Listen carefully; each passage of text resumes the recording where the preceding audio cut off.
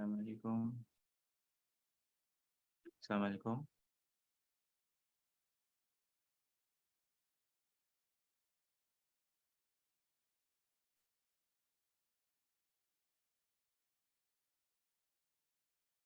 السلام علیکم.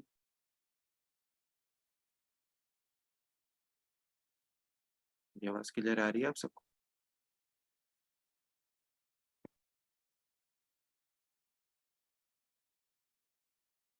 اچھا، الحمدللہ.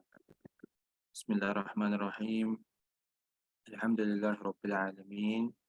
والصلاة والسلام على اشرف الانبیاء والمرسلین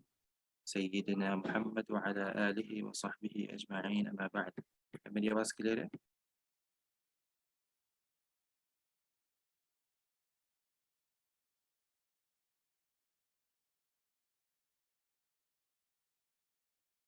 سورہ بقرہ کا ہم لوگ آغاز کر چکے تھے الحمدللہ، اور مسلم لوگوں کا وہ تیسرا گروہ اس کے بارے میں اللہ رب العالمین یہاں پر ارشاد فرما رہے تھے، وہ منافقین کا گروہ ہے. اور ہم لوگوں نے منافقین کی بہت ساری صفات بھی دیکھ لی، اور دیکھا کس طرح اللہ رب العالمین نے منافقین کے اس گروہ کی دو مثالیں بھی ہمارے سامنے رکھ کر ہمیں سمجھایا کہ سب سے پہلے تو ان کی یہ مثال کہ کس طریقے سے یہ ہدایت نامے سے دور ہیں، اور کیسے یہ لوگ ہدایت میں داخل ہو کر اور اس کے بعد اللہ رب العالمین نے ان سے اس نور کو چھین لیا. اور پھر دوسری مثال میں اللہ رب العالمین نے بتایا کہ کس طریقے سے یہ لوگ خوف کے مارے رہتے ہیں، اور جب بھی وحی اللہ رب العالمین کی طرف سے نازل ہوتی ہے تو کس قسم کی ان کی دلی کیفیت ہوتی ہے. اللہ رب العالمین نے اس کا نقشہ ہمارے سامنے کھینچا ہے. پھر اللہ رب العالمین نے آیت نمبر 20 میں فرمایا، اعوذ باللہ من الشیطان الرجیم، بسم اللہ الرحمن الرحیم. يكاد البرق يخطف أبصارهم كلما أضاء لهم مشوا فيه وإذا أظلم عليهم قاموا ولو شاء الله لذهب بسمعهم وأبصارهم إن الله على كل شيء قدير.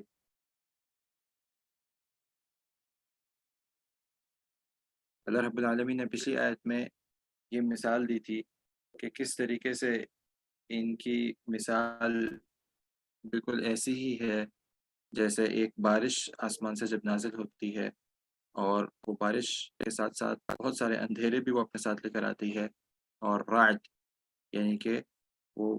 ایک گرج جو بارش کے اندر موجود ہوتی ہے، اور برق بجلی یہ بھی بارش کے ساتھ آپ کو نظر آتی ہے. یہ جعلون اصابعہم فی آذانہم، تو لوگوں کی یہ حالت ہو جاتی ہے کہ وہ اپنی کانوں میں انگلیاں دے بیٹھے ہوتے ہیں، من الصواعق حذر الموت، اس کڑک کے ساتھ کہ جو ان کو موت کی خوف میں مبتلا رکھتی ہے. واللہ محیط بالکافرین، اور اللہ رب العالمین ان کافروں کو گھیرنے والا ہے. پھر اس کے بعد اللہ رب العالمین نے فرمایا، یکاد البرق یخطف ابصارہم، قریب ہے کہ یہ بجلی، یکاد البرق، یکاد کہ ہو سکتا ہے، ان قریب ہے، البرق یعنی کہ یہ وہی لفظ ہے جو پیچھے بھی گزر چکا ہے کہ یہ جو بجلی ہے، یہ جو کڑک ہے، یخطف ابصارہم کہ اچک لے جائے، ختم کر دے ان کی بصارت کو، یعنی کہ ان کی آنکھوں کو، ان کی نگاہوں کو ختم کر دے. یہ بجلی کے مارے ان کی آنکھیں یا ان کی نگاہیں بالکل ختم ہو جائیں. کلما اضاء لهم مشوا فیہ، جب کبھی بھی، کلما یعنی کہ جب بھی ایسا کوئی لمحہ آتا ہے، اضاء لهم، اضاء یہ ضیاء سے آیا ہے، یعنی کہ روشنی سے. جب بھی ان کے سامنے روشنی آتی ہے، یا جب بھی ان کے سامنے کوئی نور آتا ہے، یا جب بھی کچھ ایسا معاملہ ہوتا ہے کہ سامنے ان کو راستہ نظر آ رہا ہوتا ہے، مشوا فی، اضاء لهم، جب بھی ان کے لیے روشنی کی جاتی ہے، مشوا فی، تو یہ اس پہ چل پڑتے ہیں، اس روشنی میں یہ لوگ فوراً چل پڑتے ہیں، آگے بڑھ جاتے ہیں. وَإِذَا أَظْلَمَ عَلَيْهِمْ، اور پھر جب ان کے سامنے اندھیرا آتا ہے، وَإِذَا أَظْلَمَ عَلَيْهِمْ قَامُوا،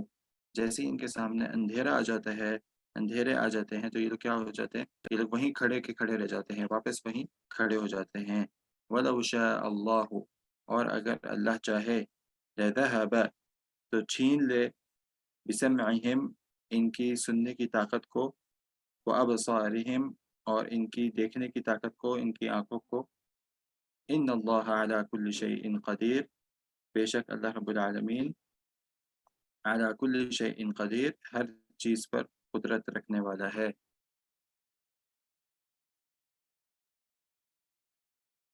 تو یہاں پر اللہ رب العالمین نے پچھلی جو آیت گزری تھی، پچھلی جو مثال گزری تھی اس کے بارے میں بتاتے ہوئے، اس کی تفصیل کے بارے میں بتاتے ہوئے فرمایا کہ یکاد البرق یخطف ابصارہم، کہ عن قریب ہے کہ یہ بجلی جو ہے، یہ جو ان کو بجلی نظر آ رہی ہے، وہ ان کی بصارت، یعنی کہ ان کی دیکھنے کی جو طاقت ہے اس کو اچک لے جائے۔ کلما اضاء لهم مشوا فیہ، جیسے ہی ان کے سامنے روشنی آتی ہے، یہ اس کو دیکھ کر اس کے پیچھے چل پڑتے ہیں، اس روشنی کے پیچھے چل پڑتے ہیں۔ وَإِذَا أَظْلَمَ عَلَيْهِمْ قَامُوا، اور جیسے ہی ان کے سامنے اندھیرا آ جاتا ہے تو وہیں کے کھڑے رہ جاتے ہیں۔ وَلَوْ شَاءَ اللَّهُ لَذَهَبَ بِسَمْعِهِمْ وَأَبْصَارِهِمْ، اور اگر اللہ رب العالمین چاہے تو ان کی سننے کی اور دیکھنے کی طاقت کو چھین لے، اور بے شک اللہ رب العالمین ہر چیز پر قدرت رکھنے والا ہے۔ تو پچھلی آیت میں جیسے کہ اللہ رب العالمین نے ایک نقشہ کھینچا تھا کہ جب بارش ہوتی ہے وہ اپنے ساتھ اندھیرے لے کے آتی ہے، اور بجلی کی کڑک اور جو ایک آوازیں آتی ہیں بارش کی، تو اس سے یہ لوگ بہت زیادہ ڈر جاتے ہیں۔ اور پھر اگلی آیت میں فرمایا کہ کیا کہتے ہیں یہ ڈر کے، کہ جب بھی ان کو روشنی نظر آتی ہے، یعنی کہ اس بارش میں جب بجلی آتی ہے تو تھوڑا بہت روشنی نظر آتی ہے، تو یہ اس راستے پہ چل پڑتے ہیں، اور جیسے ہی اندھیرے آ جاتے ہیں تو وہاں پر یہ واپس کھڑے ہو جاتے ہیں۔ یہ بھی ایک منافقین کی صفات میں سے ایک صفت ہے کہ کس طریقے سے اس کو جب اس دین میں کچھ اچھائی نظر آتی ہے، سامنے کچھ بھلائی نظر آتی ہے، تو یہ اس کی طرف لپک پڑتے ہیں۔ روشنی نظر آتی ہے، کھلا ہوا راستہ نظر آتا ہے تو یہ اس کی طرف پھر چل پڑتے ہیں۔ لیکن جب سامنے ان کو اندھیرے نظر آتے ہیں، یہاں پہ اللہ رب العالمین نے اس لیے لفظ ارشاد فرمایا اضاء لہم، یعنی ان کے لیے جب روشنی کی جاتی ہے، ان پر جب روشنی کی جاتی ہے، کہ گویا کہ یہ جو چیز ہے یہ تعلق رکھتی ہے دیکھنے والے کے اوپر، کہ دیکھنے والے کو یہ لگتا ہے کہ میرے سامنے روشنی آ گئی، مجھے اب راستہ نظر آ رہا ہے، مجھے آگے فائدہ نظر آ رہا ہے، تو پھر وہ اس پہ چل پڑتے ہیں، یعنی کہ اس دین پر چل پڑتے ہیں اور دین میں آگے رہتے ہیں۔ اور جب ان کے اوپر کوئی سخت بات آتی ہے، اندھیرے آتے ہیں، تکلیفیں آتی ہیں، تو اس میں پھر یہ لوگ پیچھے پیچھے رہتے ہیں۔ جب ان کے اوپر جہاد کا حکم آتا ہے، جب ان کے اوپر مال خرچ کرنے کا حکم آتا ہے، تو پھر اس میں یہ لوگ وہیں کھڑے ہو جاتے ہیں، بلکہ پیچھے پیچھے رہتے ہیں۔ وَلَوْ شَاءَ اللَّهُ لَذَهَبَ بِسَمْعِهِمْ وَأَبْصَارِهِمْ، اور اگر اللہ چاہے تو ان کی سننے کی اور دیکھنے کی طاقت کو چھین لے۔ کیوں فرمایا اللہ رب العالمین نے یہاں پر؟ کیونکہ یہ اس کا غلط استعمال کر رہے ہوتے ہیں، اور یہ صرف ایک ظاہری اسباب پر ان کا پورا اعتماد ہوتا ہے، اور یہ ظاہری اسباب کو دیکھ کر اس کے اوپر بھروسہ کر رہے ہوتے ہیں کہ اگر اب ہمیں ابھی فائدہ نظر آ رہا ہے تو پھر تو ٹھیک ہے، اس دین پہ چلتے رہیں، لیکن اگر جیسے ہی یہاں پہ اگر نقصان نظر آ رہا ہے یا تکلیفیں نظر آ رہی ہے تو فوراً وہیں کھڑے ہو جائیں اور انتظار کریں کہ جب اس دین میں فائدہ آئے تو پھر ہم دوبارہ سے آگے بڑھیں، ورنہ تکلیفوں کے وقت ہم لوگ پیچھے پیچھے ہی رہیں۔ تو گویا کہ یہ اپنی آنکھوں کا اور اپنے کانوں کا غلط استعمال کر رہے ہوتے ہیں، اور اس میں سے صرف اپنے مطلب کے لیے اس کو استعمال کر رہے ہوتے ہیں۔ تو اس لیے اللہ رب العالمین نے یہاں پر خاص طور پہ ان کو ایک عذاب کے لیے عذاب کی صورت پیدا کی، اور یہاں پہ فرمایا کہ اگر اللہ چاہے تو تمہاری یہ سننے کی اور دیکھنے کی بصارت کو چھین لے، جس کے ذریعے تم اپنے ہی فائدے کی سوچ رہے ہوتے ہو۔ بے شک اللہ رب العالمین ہر چیز پر قدرت رکھنے والا ہے۔ تو یہ دونوں آیتوں میں اللہ رب العالمین نے ایک منافقین کے اندر کی ایک تصویر کھینچی کہ کس طریقے سے یہ لوگ آپس میں ان کے اندر کس قسم کی کیفیت چل رہی ہوتی ہے۔ اسی طریقے سے اللہ رب العالمین نے ان کی اس کیفیت کو بہت ساری الگ الگ آیتوں میں ارشاد فرمایا۔ فرمایا اللہ رب العالمین نے ایک اور آیت میں وَمِنَ النَّاسِ مَن يَعْبُدُ اللَّهَ عَلَى حَرْفٍ، اور لوگوں میں سے کچھ ایسے بھی ہیں کہ جو ایک طرف ہو کر اپنے رب کی عبادت کرتے ہیں۔ فَإِنْ صَاحُ خَيْرٌ اطْمَأَنَّ بِهِ، اگر پھر اس دین میں اس دین پر چلنے میں ان کو کوئی خیر ملتا ہے تو اس پہ یہ مطمئن ہو جاتے ہیں۔ وَإِنْ أَصَابَتْهُ فِتْنَةٌ انقلب عَلَى وجهه، اور اگر ان کے اوپر کوئی فتنہ آتا ہے، یعنی ان کے اوپر کوئی ٹیسٹ آتا ہے، کوئی آزمائش آتی ہے، انقلب عَلَى وجهه، تو یہ اپنے منہ پھر جاتے ہیں، یعنی کہ اس دین پر پیچھے ہو جاتے ہیں، پیچھے کھڑے رہتے ہیں، پیچھے کھڑے رہ جاتے ہیں، پیچھے پیچھے رہتے ہیں۔ خسر الدنیا والآخرہ، بے شک یہ اپنے لیے خسارہ ہی ہے جو یہ جمع کر رہے ہیں دنیا میں اور آخرت میں۔ ذَلِكَ هُوَ الْخُسْرَانُ الْمُبِينُ، اور یہی ہے واضح خسارہ، یعنی کہ یہ وہ خسارہ ہے جو دنیا میں بھی آپ کو نقصان دیتا ہے اور آخرت میں بھی آپ کو نقصان ہی دے گا۔ تو یہاں پہ اللہ رب العالمین نے منافقین کی وہ قسم کے بارے میں بتایا کہ جو آپ دیکھیں گے کہ وہ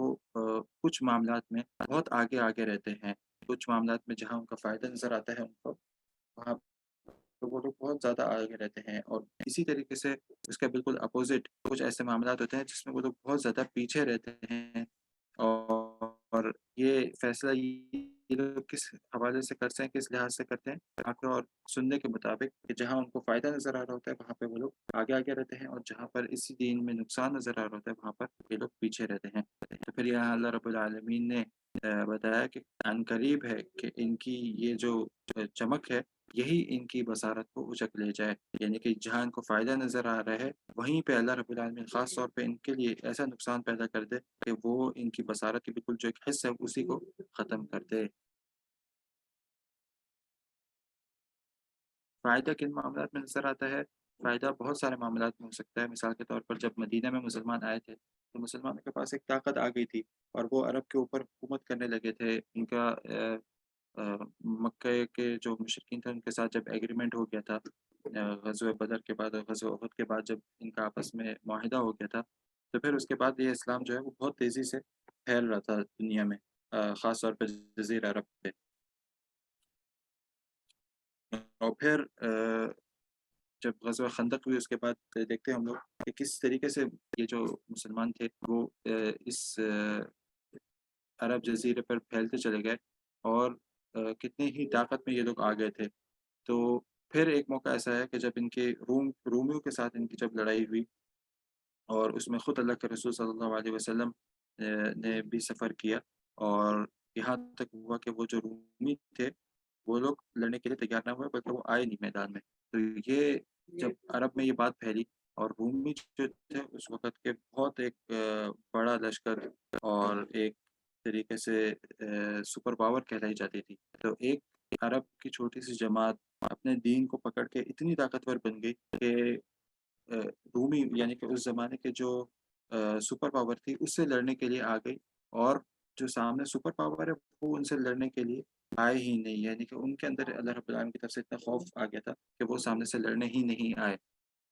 تو جب یہ لوگوں نے دیکھا، عرب کے لوگوں نے دیکھا، تو بہت سارے لوگوں کو یہ لگا کہ اب یہ اس میں بہت زیادہ فائدہ ہے، واقعی یہ دین آگے تک پھیلے گا، تو ابھی ہمارا فائدہ اسی میں ہے کہ ہم اس دین کو قبول کر لیں اور ان کے ساتھ ہی چلتے رہیں، اور جب ہمارے پاس پھر کوئی ہمیں موقع ملے گا ان کو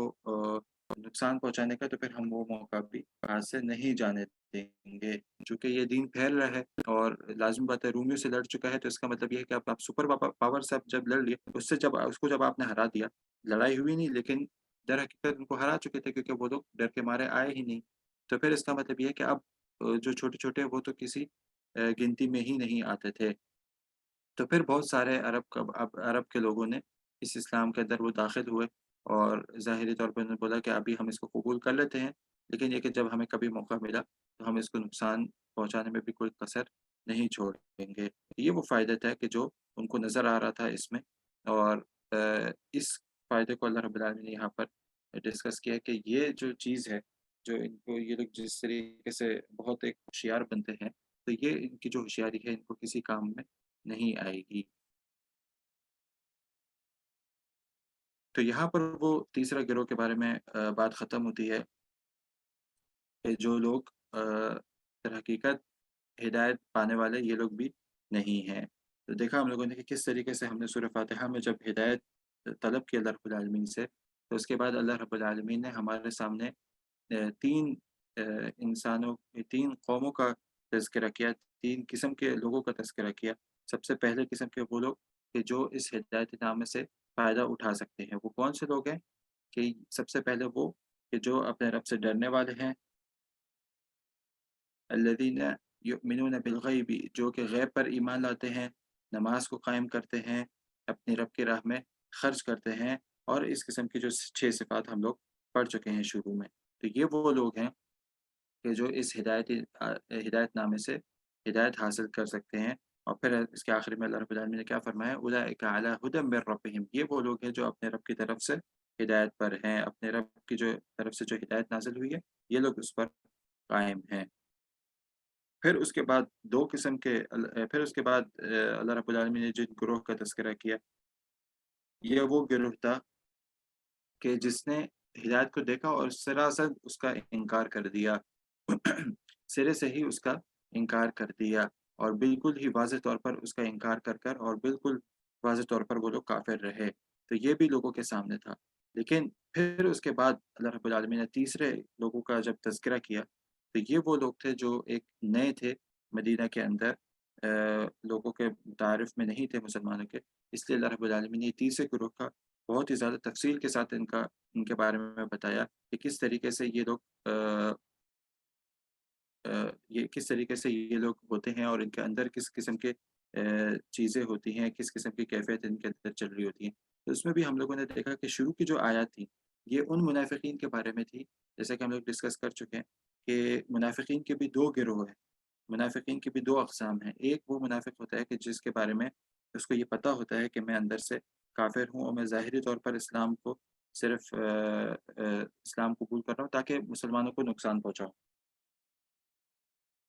तो वो तो वाज़ेह होता है, वो उसको भी पता होता है कि मैं काफ़िर हूँ। लेकिन दूसरा जो गिरोह होता है, उसको ये पता नहीं होता कि मैं काफ़िर हो चुका हूँ, या मैं क कुफ़्र की तरफ जा रहा हूँ आहिस्ता-आहिस्ता, मेरे दिल में एक बीमारी पैदा हो गई है, तो उसको ये बात नहीं पैदा पता होती।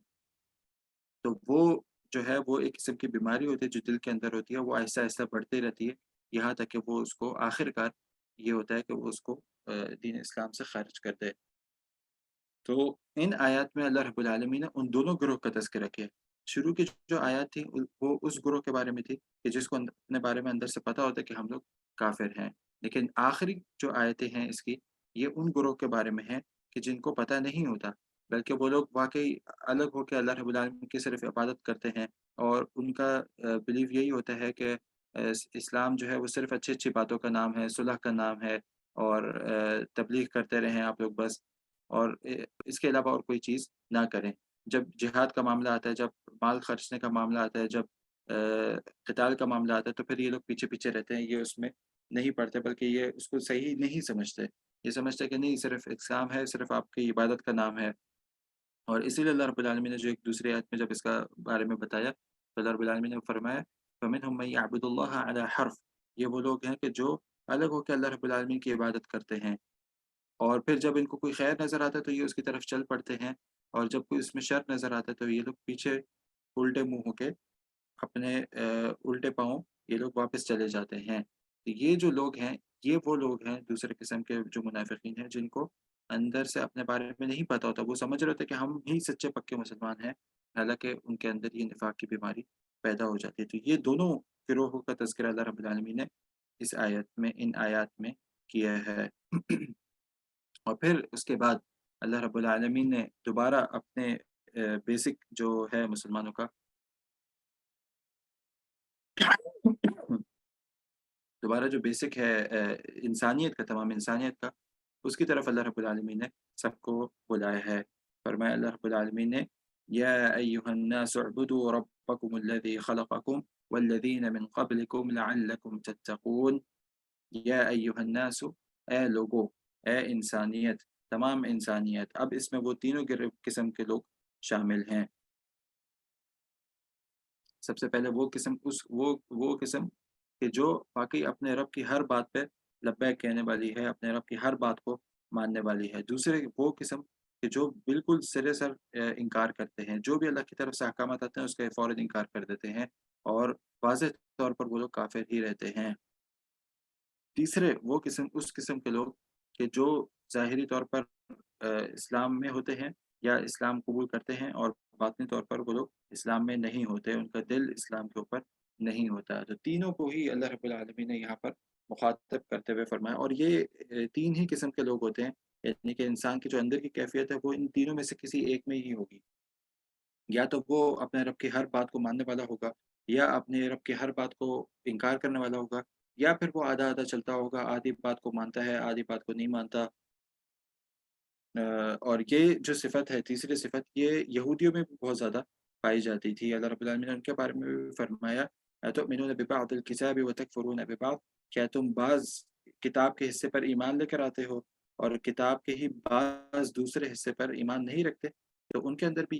یہ بات پائی جاتی تھی کہ وہ لوگ بھی جو اپنے فائدے کی بات ہے اس کے اوپر ایمان لاتے تھے، اور جو ان کے فائدے کی نہیں ہے اس کے اوپر ایمان نہیں لاتے تھے۔ تو یہاں پر اللہ رب العالمین نے تینوں گروہوں کو ہی مخاطب کرتے ہوئے فرمایا کہ اے انسانیت، یہ اب جب انسانیت آ گیا، اس میں تینوں قسم کے لوگ شامل ہو گئے کہ جن کے اندر کی کیفیت اللہ رب العالمین پہلے ہی بتا چکا ہے۔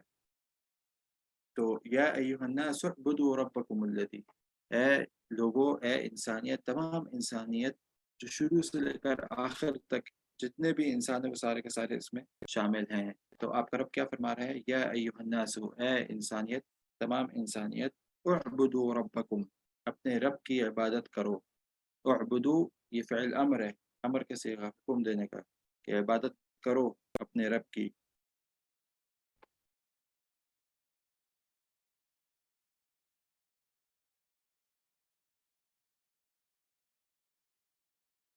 یہ جو سوال پوچھا یہ سمجھ میں نہیں آیا، کیا دوبارہ پوچھیں؟ تو یہاں پہ اللہ رب العالمین نے فرمایا اعبدوا ربکم، اپنے رب کی عبادت کرو، الذی خلقکم، جس نے تمہیں پیدا کیا۔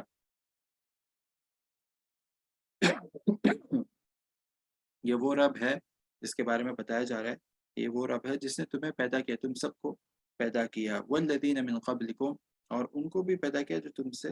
پہلے اس دنیا میں آ کر چلے جا چکے ہیں، یعنی کہ جو تم سے پہلے اس دنیا میں آئے ہیں ان کو بھی اسی رب نے پیدا کیا ہے، اور جو لوگ اس دنیا میں آئے ہو تمہیں بھی اسی خالق کائنات نے پیدا کیا ہے، تو اس رب کی عبادت کرو، لعلکم تتقون، تاکہ تمہارے اندر تقوی پیدا ہو، تاکہ تم اپنے رب سے ڈرنے والے بنو، تاکہ تم پرہیزگار بن جاؤ، گناہوں سے بچنے والے بن جاؤ۔ تو یہاں پہ اللہ رب العالمین نے جو حکم دیا ہے تمام انسانیت کو، وہ کیا ہے کہ عبادت کرو تم سب کے سب اس اللہ رب العالمین کی، کہ جس نے تم لوگوں کو بھی پیدا کیا اور تمہارے باپ داداؤں کو بھی پیدا کیا، تاکہ تم پرہیزگار بن جاؤ۔ تو یہاں پہ اب ہم لوگ یہ سارے جو توحید ہے وہ اس کے اقسام پڑھ چکے ہیں۔ فرمایا اللہ رب العالمین یا ایھا الناس اعبدوا، اے تمام انسانیت عبادت کرو۔ تو یہاں پہ یہ جو صیغہ ہے عبادت کرو، یہ کون سی توحید میں شامل ہوتا ہے؟ کس توحید کا اللہ رب العالمین ہمیں حکم دے رہا ہے؟ کون بتا سکتا ہے؟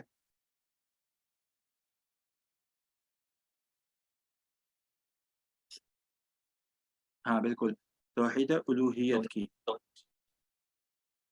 توحید الوہیت کی، ٹھیک ہے۔ توحید الوہیت کیا ہوتی ہے؟ توحید الوہیت یہ ہوتی ہے کہ آپ خالص کر دیں اللہ رب العالمین کو اپنی عبادت میں، اپنے الہ ماننے میں، ٹھیک ہے۔ الوہیت الہ سے نکلا ہے، اور الہ کا مطلب کیا ہوتا ہے؟ معبود، یعنی کہ جس کی عبادت کی جائے۔ تو جب ایک انسان کہتا ہے کہ میری تمام عبادتیں جو ہیں وہ خالصتاً اللہ رب العالمین کے لیے ہیں، تو پھر اس کا مطلب ہے اس نے توحید الوہیت کو قبول کیا ہے، اور وہ اللہ رب العالمین کو توحید الوہیت سارے کے سارے وہ اس نے خاص کر دیا اللہ رب العالمین کے لیے۔ جی بالکل، اللہ پاک کو ایک الہ ماننا اور تمام عبادتیں خاص کر دینا اللہ رب العالمین کے لیے، ٹھیک ہے۔ تو یہ وہ پہلی توحید ہو گئی۔ اب یہ جو پہلی توحید ہے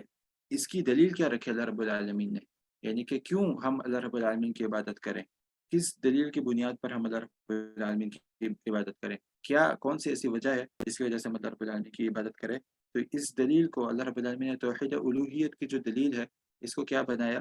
یا ایھا الناس اعبدوا ربکم، تمہارے رب کی عبادت کرو۔ اور رب میں کیا تین چیزیں شامل ہوتی ہیں؟ خالق مالک مدبر. بالکل، خالق ہونا، مالک ہونا، مدبر ہونا، یعنی کہ اللہ رب العالمین ہمارا خالق ہے اور ہمارا مالک ہے اور ہمارا مدبر ہے۔ اور یہ چیز ہم لوگ پہلے بھی ڈسکس کر چکے ہیں کہ جو تمام انسانیت ہے وہ اس بات کو تسلیم کرتی ہے کہ اللہ رب العالمین ہی ہمارا خالق ہے، اللہ رب العالمین ہی ہمارا مالک ہے، اللہ رب العالمین ہی ہمارا مدبر ہے۔ یہ تو آج کل کچھ لوگ ایسے آگے ہیں جو یہ کہتے ہیں کہ نہیں، یہ جو دنیا ہے یہ ایسے ہی وجود میں آ گئی، لیکن ان سے پہلے جو لوگ تھے وہ سارے کے سارے اس بات پر یقین رکھتے تھے کہ واقعی ہی اس کائنات کو کوئی بنانے والا ہے، ہمیں کوئی بنانے والا ہے، ہم اسی طریقے سے دنیا میں نہیں آئے بلکہ ہمیں کسی نے بنایا ہے، ٹھیک ہے۔ اور خاص طور پہ مشرکین مکہ، ان کے بارے میں تو قرآن کریم میں بہت جگہوں پر آتا ہے کہ جب ان سے پوچھا جاتا تھا وَلَئِن سَأَلْتَهُمْ مَنْ خَلَقَ السَّمَاوَاتِ وَالْأَرْضِ، جب ان سے پوچھا جاتا تھا کہ کون ہے جس نے آسمان کو اور زمین کو پیدا کیا، تو یہ کیا کہتے تھے آگے سے لَيَقُولُنَّ اللَّهُ، تو یہ کہتے تھے کہ اللہ ہی ہے جس نے آسمانوں کو اور زمین کو پیدا کیا۔ تو یہ وہ چیز تھی کہ جو وہ لوگ مانتے تھے کہ اللہ رب العالمین ہی ہے جو بارش نازل کرتا ہے، اللہ رب العالمین ہی ہے جس نے یہ سارے معاملات کو سنبھالے ہوئے ہے، اللہ رب العالمین ہی ہے جو ہمیں آسمان اور زمین سے رزق دیتا ہے۔ لیکن وہ کیا کہتے تھے، وہ یہ کہتے تھے کہ اللہ رب العالمین نے اپنے نمائندے آگے رکھے ہوئے ہیں، اور وہ نمائندے جو ہیں وہ اللہ رب العالمین ان کی بات کو نہیں تو ہم اپنے حاجات ان کے سامنے رکھیں، ان اولیاء کے سامنے رکھیں، اور ہاں پھر یہ ہمارے اللہ رب العالمین کے سامنے رکھیں گے۔ جی کوئی سوال ہے؟ ریسیڈنٹ. ٹھیک ہے، تو ان کا یہ ماننا تھا۔ جی بالکل، ایتھیسٹ جس کو کہتے ہیں کہ جو یہ لوگ یہ مانتے ہیں کہ اس دنیا کو بنانے والا کوئی بھی نہیں ہے اور یہ دنیا خود ہی ایسے وجود میں آ گئی۔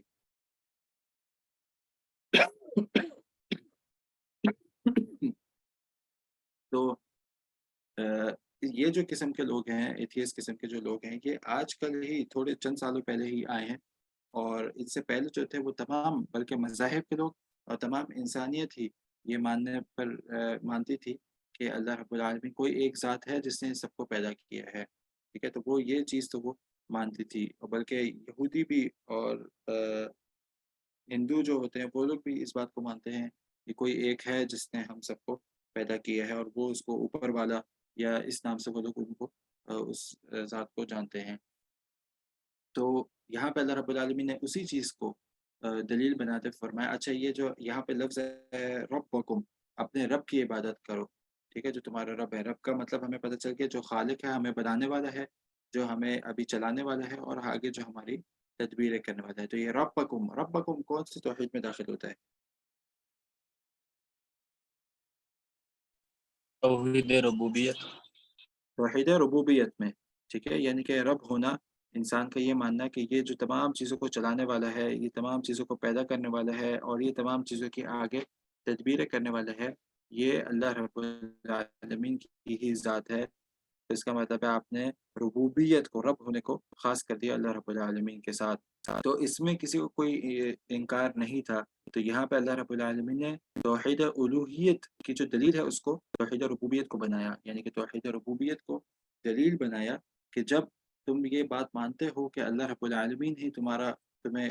پیدا کرنے والا ہے، تمہیں رزق دینے والا ہے، اور آگے تمہاری تدبیریں کرنے والا ہے، تو پھر کیوں تم اللہ رب العالمین کی ہی عبادت نہیں کرتے، کیوں تو پھر خالص ہو کر اللہ کی ہی عبادت نہیں کرتے۔ تو یہاں پر اللہ رب العالمین نے توحید ربوبیت کو دلیل بنایا توحید الوہیت کے لیے، اور پھر آگے اس کے آگے جو ہے الفاظ وہ وہی توحید ربوبیت کو ثابت کرتے ہیں، الذی خلقکم، یعنی کہ جس نے تمہیں پیدا کیا، والذین من قبلکم، اور جس نے تمہارے باپ داداؤں کو پیدا کیا، اس کی عبادت کیوں نہیں کرتے؟ اصل سوال یہ ہے، لعلکم تتقون، تاکہ تم پرہیزگار بن جاؤ۔ جب ایک انسان واقعی مانتا ہے کہ اللہ رب العالمین ہی وہ ذات ہے کہ جس نے مجھے پیدا کیا، جو مجھے چلا رہا ہے، جو میری آگے تدبیریں کر رہا ہے، اور پھر انسان خالص ہو کے اسی کی عبادت کرے، تو پھر یہ چیز ہے کہ جو آپ کو گناہوں سے دور رکھے گی اور آپ کو ایک پرہیزگار شخص بنائے گی۔ جب انسان کے اس عقیدے پر یقین ہی نہیں ہوگا تو پھر وہ یہی سمجھے گا کہ میرا جب کوئی پکڑنے والا نہیں ہے مجھے، جب میرا کوئی سوال نہیں ہونا میرے سے، تو پھر میں کیوں ایک اچھا انسان بنوں؟ ٹھیک ہے، میں کیوں ایک اچھا انسان بنوں؟ میں کیوں لوگوں کو دھوکہ دے کے زیادہ پیسے کما کے اس دنیا پہ طاقت کماؤں پیسوں کے ذریعے؟ تو یہ چیز جو ہے یہ کس طریقے سے قابو میں آتی ہے؟ تبھی قابو میں آتی ہے کہ جب انسان کا یہ عقیدہ ہوتا ہے کہ اللہ رب العالمین آپ کا خالق ہے، آپ کا مالک ہے، آپ کا مدبر ہے، اور آپ خالص ہو کے اللہ کی ہی عبادت کریں، تو پھر یہ کہ آپ کو پھر یہ یقین ہوتا ہے کہ ایک دن ایسا آنا ہے کہ جب آپ سے یہ ساری چیزوں کے بارے میں آپ سے سوال ہوگا۔ جب آپ سے سوال ہوگا تو پھر یہ چیزیں آپ کو گناہوں سے روکتی ہیں اور آپ کو کسی کے اوپر ظلم کرنے سے روکتی ہیں، آپ کو ایک پرہیزگار شخص بناتی ہیں۔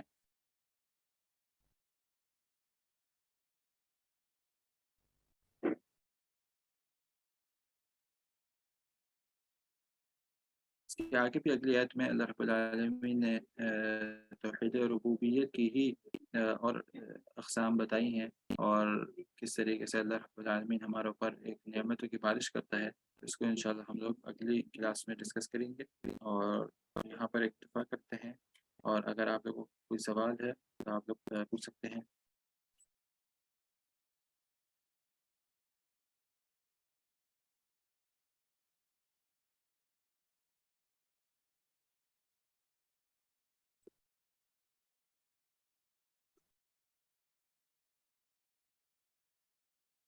ہاں بالکل، ان اللہ سمیع علیم، توحید اسماء و صفات ہے، اللہ تعالیٰ سمیع سننے والا ہے، علیم ہے، جانے والا ہے ہر چیز کو۔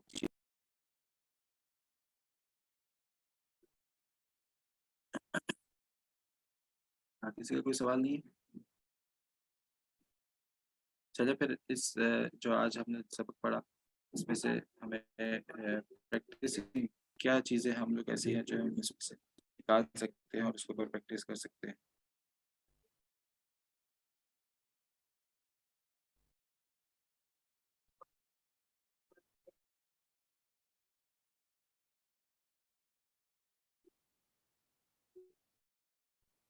حسن خاتمہ کے لیے کون کون سی دعائیں ہیں؟ اللہم انی اسألک اللہم انی اسألک حسن الخاتمہ، ایسی بھی ایک دعا ہے کہ اللہ رب العالمین، یہ سیدھی سی دعا ہے کہ اللہ رب العالمین میں جس سے حسن خاتمہ کا سوال کرتا ہوں، ٹھیک ہے؟ اور اسی طریقے سے اور بھی دعا تھی۔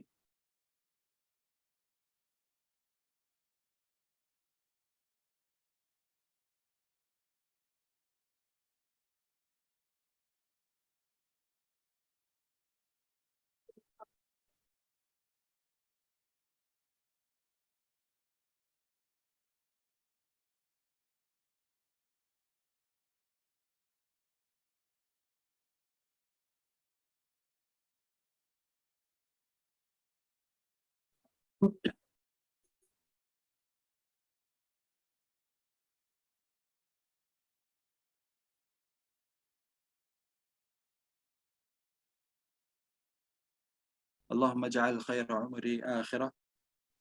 وخیر عملی خواتمہ وخیر ایامی یوم القاک فی، یہ بھی ایک دعا ہے حسن خاتمہ کے لیے۔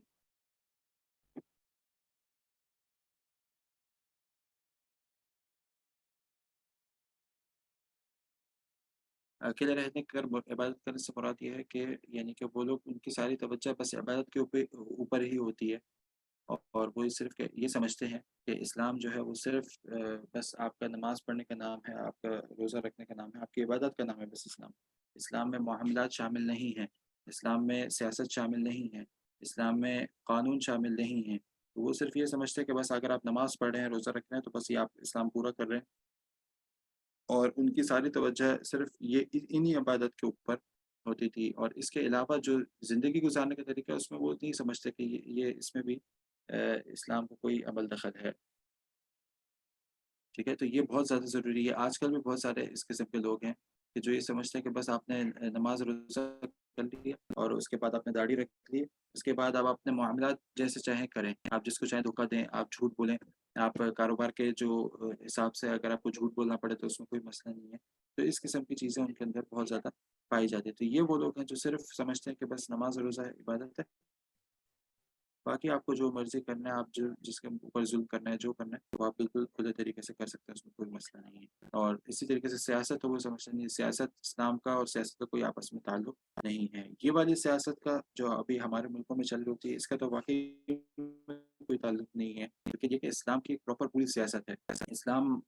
پوری ایک جو اسلام کے اندر جو حکمران بننے کے جو طریقے ہیں وہ پورے کے پورے موجود ہیں۔ اسلام پورے ایک زندگی گزارنے کا طریقہ ہے۔ ہم نے جیسے دیکھا، یہ ہدایت نامہ پوری زندگی کے لیے، انسان کے ہر مرحلے کے لیے، ایک حاکم کے لیے ہے کہ اس کے اوپر کیا حقوق ہیں اپنے عوام کے لیے، ایک عوام کے لیے ہدایت نامہ ہے کہ اس کے اوپر کیا حقوق ہے اپنے حاکم کے لیے، اور اسی طریقے سے یہ چیز صحیح جا کے بیٹھتی ہے کہ اس کے اختیار کرنے کے کیا طریقے ہیں، ان کے آپس میں کس طریقے کے معاملات ہونے چاہیے، اسی طریقے سے تجارت کے ہیں اپنے چیزیں کہ تاجر کے لیے کیا کیا احکامات ہیں، اور جو خریدنے آ رہا ہے مشتری جو ہے اس کے لیے کیا کیا احکامات ہیں۔ اسی طریقے سے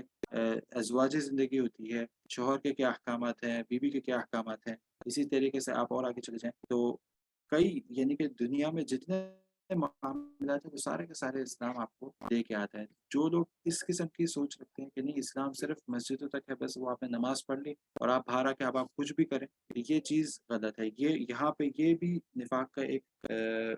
یہ بھی اس کا مطلب یہ ہے کہ اس کے دل میں نفاق کی ایک بیماری ہے کہ جو لوگ اس قسم کی سوچ رکھتے ہیں کہ اسلام جو ہے وہ صرف نماز اور روزے کا نام ہے، بس نہیں، ایسا نہیں ہے، بلکہ اسلام پورا ضابطۂ زندگی ہے، اسلام پورا زندگی گزارنے کا ایک طریقہ ہے۔ اسلام ہی آپ کو بتاتا ہے ہر جگہ پر کہ آپ نے کس قسم کی زندگی گزارنی ہے، اور اس وقت اس لمحے میں آپ نے کیا آپ کے لیے ہدایات موجود ہیں۔ تو اگر وہ یہ نہیں سمجھتے تو اس کا مطلب یہ ہے کہ ان کے اندر بھی یہ ایک بیماری پائی جاتی ہے۔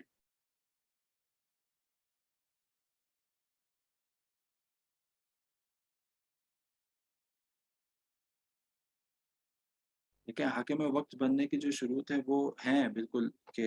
حاکم وقت میں کیا کیا چیزیں ہونی چاہیے، لیکن ساتھ ہی ساتھ ہمیں یہ بات واضح طور پہ پتہ ہونی چاہیے کہ عوام کے لیے بھی اسی طریقے سے ہدایت موجود ہے۔ عوام کے لیے کیا ہدایت موجود ہے کہ آپ کا حاکم اگر بن گیا، ٹھیک ہے،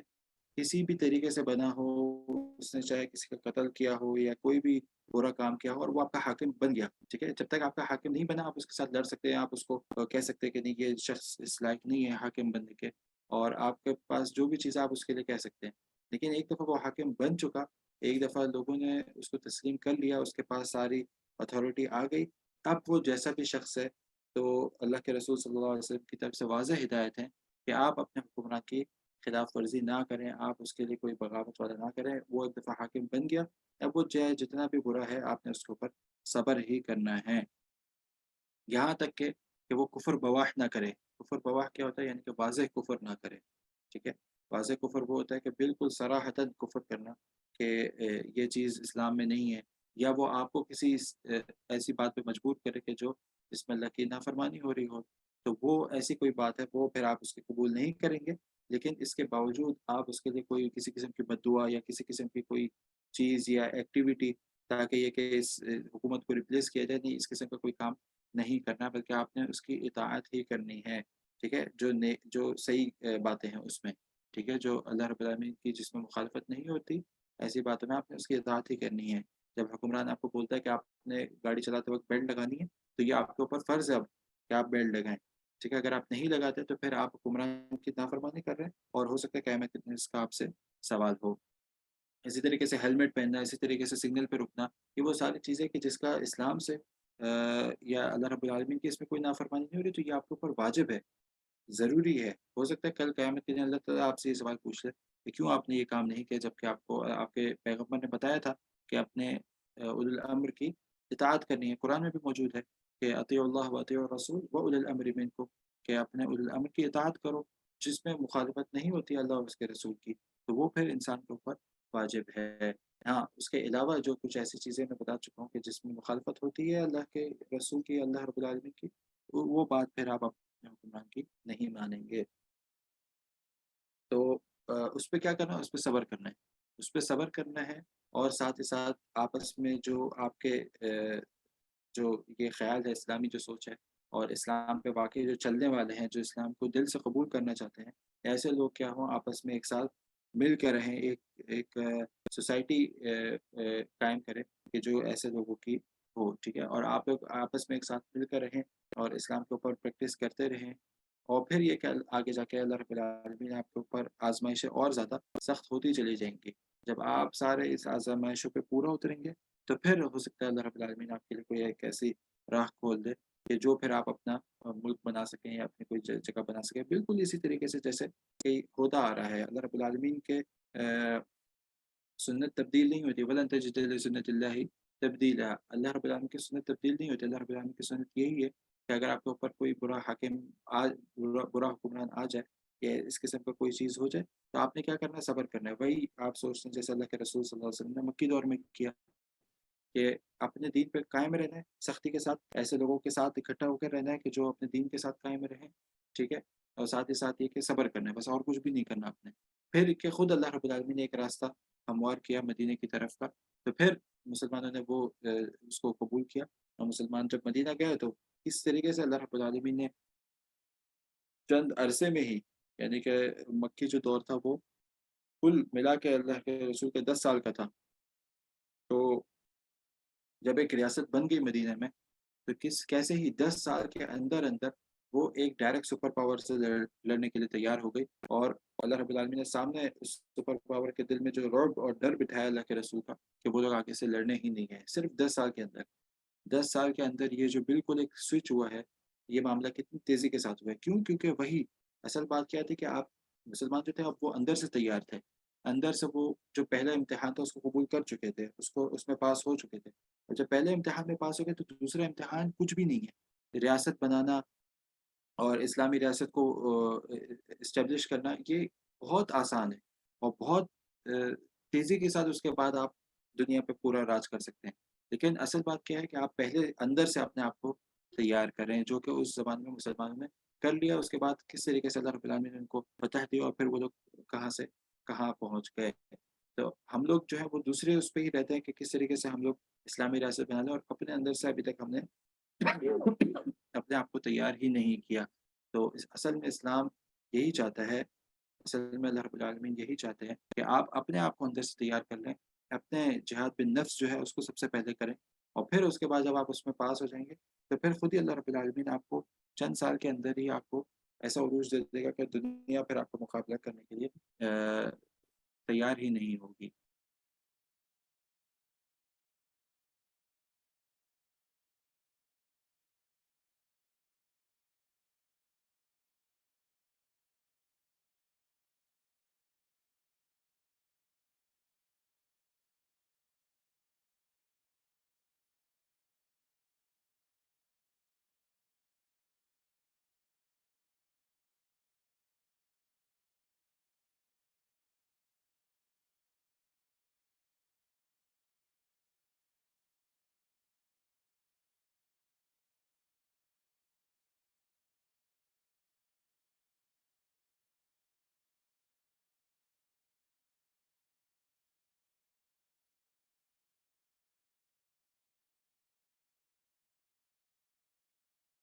ہاں بالکل، ایک سوال پوچھا کہ بہت سارے لوگ ہیں جو نماز روزہ بھی کرتے ہیں اور ساتھ ساتھ بہت بڑے بڑے گناہ بھی کرتے ہیں، دوسرے کو ظلم کرنا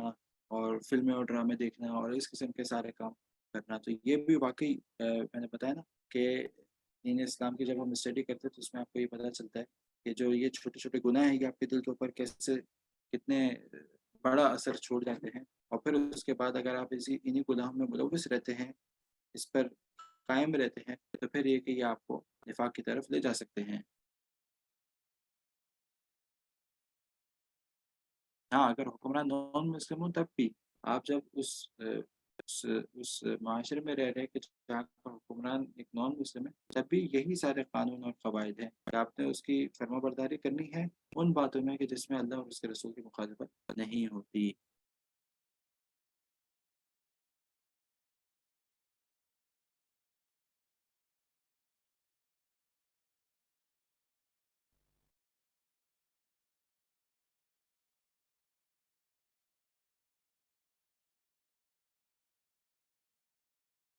बिल्कुल नमाज जो है वो बेहयाई से रोकती है, और फिर भी उसके बाद जो लोग बेहयाई के काम करते हैं, इसका मतलब ये है कि उनकी नमाज वैसी नमाज नहीं है जैसी नमाज होनी चाहिए। तो जब इंसान ऐसी नमाज पढ़ता है जैसी नमाज होनी चाहिए, तो फिर वो लाज़िम बात है वो उसको बेहयाई के कामों से दूर रखती है। तो कोशिश करनी चाहिए। कैसी वो नमाज होगी? वो नमाज कैसे हो सकती है? वो नमाज ऐसी हो सकती है कि जब हमें नमाज का पूरा मतलब पता हो, और फिर उसके बाद ये कि हम जब उस नमाज को पढ़ रहे हों, हमारे दिमाग में ये चीज़ मौजूद है कि वाक़ई अभी हम अल्लाह रब्बुल आलमीन से मुख़ातिब हैं, और अल्लाह रब्बुल आलमीन से बात कर रहे हैं, बाकायदा ये गुफ्तगू है आपके और आपके रब के दरमियान। और जब आपको ये चीज़ पता चल जाती है, तो फिर आपकी वाक़ई इबादत ऐसी ही हो जाती है, इसी लेवल की हो जाती है कि जो ihसान के दर्जे पे पहुँचती है कि आप वाक़ई इस बात को फ़ील कर रहे होते कि अभी आप अल्लाह रब्बुल आलमीन को देख रहे हैं। और अगर ऐसा नहीं होता तो फिर ये तो होना ही चाहिए कि अल्लाह रब्बुल आलमीन अभी आपको देख रहा है, तो कितनी ही ज़बरदस्त खूबसूरत आपकी इबादत हो। जब ऐसी चीज़ होती है तो फिर लाज़मी बात है कि वो जो नमाज़ है वो आपको बेहयाई के कामों से दूर रखती है। ठीक है, हम 1 मिनट में जल्दी-जल्दी अगर बता सकें कि आजकल हमारे ये आज का जो दर्स है इसमें हमें कौन से ऐसे प्रैक्टिस हम लोग निकाल सकते हैं कि जो हम लोग कल तक करें। और मुझे ये उम्मीद है, इंशाअल्लाह अच्छा गुमान मैं रखता हूँ आप सबके साथ, कि जो पिछला भी हम लोगों ने निकाला है, वो भी आप लोग डेली की बुनियाद पर आप लोग उसको भी प्रैक्टिस में ला रहे हैं। क्योंकि हम लोग जैसे पढ़ चुके हैं कि गुमराही के रास्ते ये 2 ही हैं। सबसे पहला आपके पास इल्म ना होना, ये हुज्जत अब अल्हम्दुलिल्लाह आप लोगों के ऊपर ख़त्म होती जा रही है जैसे-जैसे आप लोग पढ़ते जा रहे हैं। और दूसरा ये कि आपके पास इल्म है, फिर आप उसके ऊपर अमल ना करें। ठीक है? तो ये ऐसी चीज़ है कि जिसमें बहुत सारे लोग मार खा जाते हैं। तो आप लोगों ने इसमें बिल्कुल भी सुस्त नहीं पड़ना, बल्कि जो पिछले भी जो पॉइंट्स हैं उसके ऊपर भी, उसको भी हर रोज़ आपने अपने सामने रखकर कोशिश करनी है उसके ऊपर भी अमल करते रहना है। ठीक है? तो आजकल का जो दर्स है उसमें कौन से ऐसे पॉइंट्स हैं कि जो हम लोग उसको प्रैक्टिस में ला सकते हैं? कोई एक बता दें अगर, तो फिर एक हम लोग कल तक इंशाअल्लाह कोशिश करेंगे कि इसके ऊपर प्रैक्टिस करें।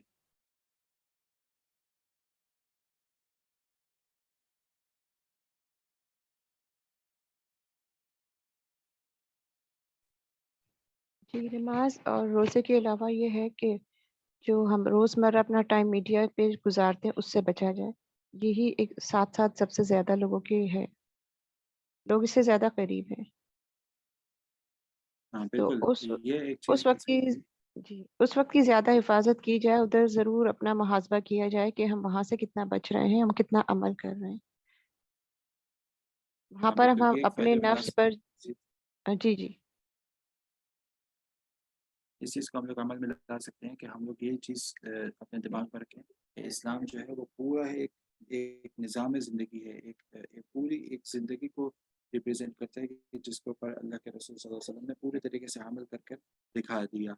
तो ये सोच है रखना बहुत ही बुरा है कि हम ये समझें कि इस्लाम जो है वो सिर्फ़ मस्जिद एक महदूद है, या वो सिर्फ़ नमाज़ रोज़े का नाम है, नहीं, इस तरीके से नहीं है। बल्कि हर चीज़ में, हर मामले में अल्लाह रब्बुल आलमीन की तरफ से हिदायत मौजूद है, और यही इस्लाम है कि हर चीज़ में आप तिजारत करने जा रहे हैं, आप जॉब करने जा रहे हैं, आप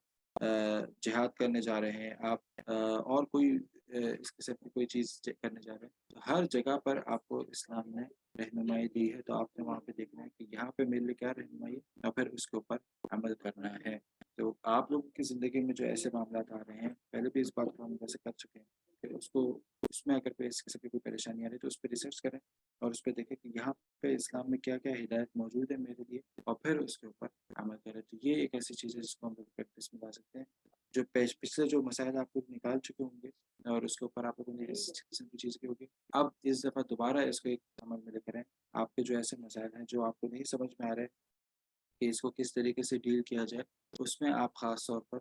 रिसर्च करें, और फिर उसके बाद ये कि उसके ऊपर अमल करने की कोशिश करें। तो ये एक चीज़ है जो हम इंशाल्लाह आज के लिए सिर्फ़ एक प्रैक्टिस में ला सकते हैं, कल तक के लिए। बस यहाँ पर इक्तफ़ा करते हैं। सुब्हान रब्बिका रब्बिल इज़्ज़ति अम्मा यसिफ़ून, व सलामुन अलल मुरसलीन, वल्हम्दुलिल्लाहि रब्बिल आलमीन। जज़ाकुमुल्लाहु खैर। अस्सलामु अलैकुम व रहमतुल्लाहि व बरकातुहू।